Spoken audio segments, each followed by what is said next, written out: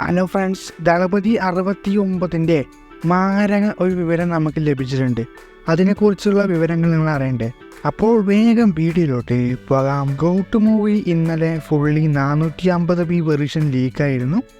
എന്തായാലും ലിയോ ഭയ ഒരുപാട് നേരത്തെ വരാതെ ഒരുപാട് വൈകിയാണ് വന്നത്. എന്നാലും ഇൻഡസ്ട്രി ഹിറ്റിൻ്റെ അടുത്ത് എത്തുമ്പോഴാണ് ലീക്കായത്. അത് തീരെ ഇഷ്ടപ്പെട്ടില്ല.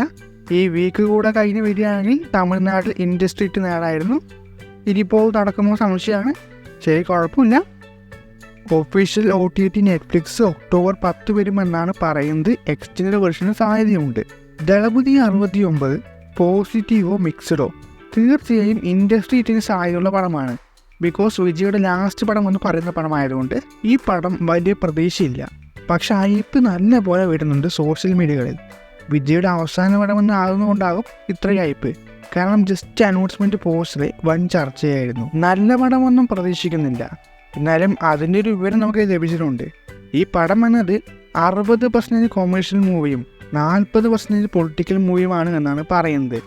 പൊളിറ്റിക്സ് എന്ന് പറയുമ്പോൾ ഒരു സാധാ പൊളിറ്റിക്സ് അല്ല, ഒരു വലിയ പൊട്ടിത്തെറിക്കുന്നതിന് ചാൻസ് ഉള്ള പൊളിറ്റിക്സ് വിഷയമാണ് ഈ പടത്തിൽ ചർച്ച ചെയ്യുന്നതെന്നാണ് പറയുന്നത്. തലൈവ മെർസൽ സർക്കാർ മൂവിക്ക് ശേഷം റിലീസ് ടൈമിൽ നല്ല വിവാദമുണ്ടാകാൻ പോകുന്ന പടമാകും ദളപതി 69. പാർട്ടിയൊന്നും ഇല്ലാത്ത നേരത്തെ അങ്ങനെയാണെങ്കിൽ പാർട്ടിയുള്ള ടൈമിൽ, അതും 2025 പടം റിലീസ് ചെയ്യാതെയാണെങ്കിൽ 2026 CM നിൽക്കുന്ന ആൾ എന്തായാലും വൻ വിവാദം തന്നെ ഈ പടം ക്രിയേറ്റ് ആക്കും. ചിലപ്പോൾ ഫസ്റ്റ് ലുക്ക് പോസ്റ്ററൊക്കെ വന്നാൽ തന്നെ ഒരു സംഭവം ഉണ്ടാകാൻ ചാൻസ് ഉണ്ട്. അത് തന്നെ ഒരു വിവാദം തുടങ്ങും. പിന്നെ ഫുൾ അങ്ങനെ തന്നെ ആയിരിക്കും. എന്തായാലും ഒരു സ്ട്രോങ് ആയ പൊളിറ്റിക്സ് കണ്ടൻ്റാണ് പടത്തിലുള്ളത് അത്ര. അത് എന്താണെന്ന് നമുക്ക് പിന്നീട് അറിയാം. എന്തെങ്കിലും കാത്തിട്ട് നോക്കാം എന്താണ് ആ കണ്ടന്റ് എന്നറിയാൻ. ദളപതി 69 അപ്ഡേറ്റിന് വേണ്ടി കാത്തിരിക്കാം. അപ്പോൾ നിങ്ങൾക്ക് എന്താണ് ഇതിനെക്കുറിച്ച് തോന്നുന്നത് കമൻറ്റിൽ പറഞ്ഞാൽ മതി.